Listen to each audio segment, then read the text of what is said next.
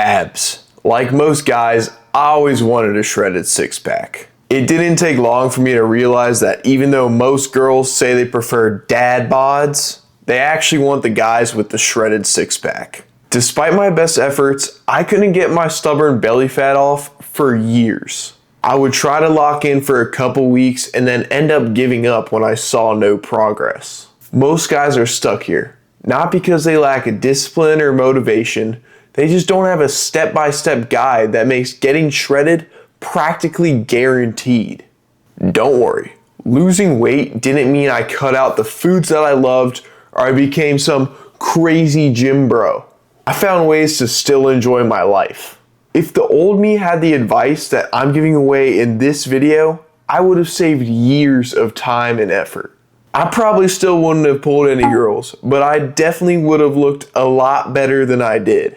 Keep in mind though, I didn't do all this stuff at once. I slowly added all these things together so I didn't get overwhelmed. The first thing I did was figure out how many calories to actually eat.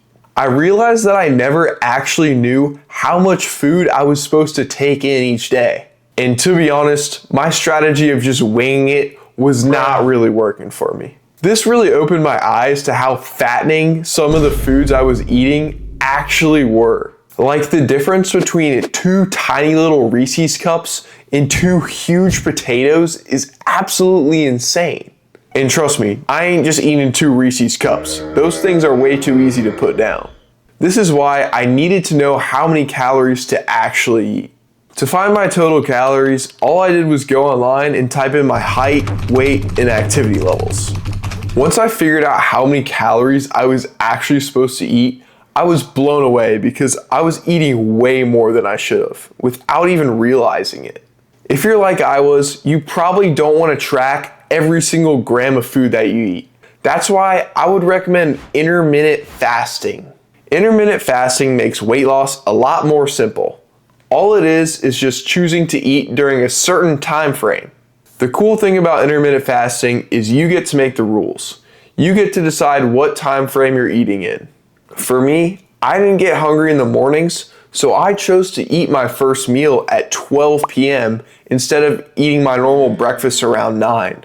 I also decided to cut off my eating around 8 p.m. so I didn't have any of that late night binging I used to do whenever I got bored. So basically, if it wasn't between the time frame of 12 p.m. to 8 p.m., I wouldn't eat anything.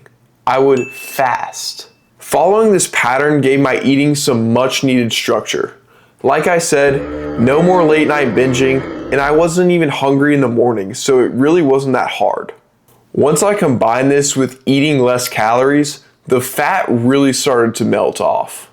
I definitely lost a lot of weight by doing this, but I knew there was still something missing. Those guys I saw with killer six-packs weren't just skinny. Their good looks came from having muscle and being lean. I knew that in order to get the dream body that I actually wanted, I couldn't just rely on diet. I had to work out too. Trust me, when I first started, I did not want to work out. The only workouts I'd ever done is the ones my PE teacher gave me, and I thought that was working out. There was no chance that I was going to gain any muscle unless I found a workout routine that was absolutely awesome. And once I did, my muscles started getting huge. Finding a good workout routine can be tough and definitely needs some experimenting. So if you want a little help along the way, I've got some free workout plans that you can check in my website. The coolest part about working out is just starting out, your muscles will actually grow the fastest. So the best time to start is right now. At this point, I was definitely seeing some big changes, but now it's time to force the fat off. Ever wonder why on some days you could be eating all the right stuff, but the scale refuses to budge? Me too. And after doing some research, I learned about NEAT. NEAT stands for non-exercise activity thermogenesis. A bunch of fancy words that basically mean how much energy is my body burning when I'm not doing anything crazy like working out or playing sports. That's all it means. Think of NEAT like when you leave your phone out for a couple hours. the battery still goes down even though you weren't using your phone. It really blew my mind when I learned that my body still burnt a ton of energy without me even realizing it. Like right now when I'm talking to you, I'm burning calories, and when I'm moving my hands around, that's still burning some calories without me even realizing it. All those little activities that we do, like bobbing our head to some music or even cleaning up around the house, actually add up throughout the day. That's why I was absolutely blown away when I realized that NEAT could account for up to 1,000 extra calories. Here's the issue though. After a couple weeks of being on a diet, our body will basically say, hey, let's turn on the low power mode. We gotta conserve some energy. Let's stop bobbing our head to that good sound and music or excessively fidgeting in our chair. Basically, all the extra calories that I would have burned from doing all that stuff went away without me even noticing it. That's when it clicked. I wasn't losing weight because my body just turned on the low power mode. That's when I realized I had to take action into my own hands. I could no longer rely on those little movements throughout the day to do the weight loss for me.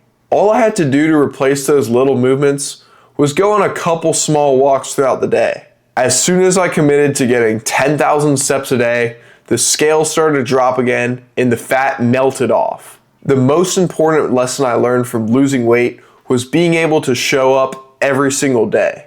After all the trial and error I went through during my weight loss journey, I realized how important consistency was. Doing the right stuff each day really started to build up over time. Just like building a house brick by brick, stacking the good days built up my body. Before I knew it, my abs popped out for the first time in my life, and I finally felt confident with how I looked.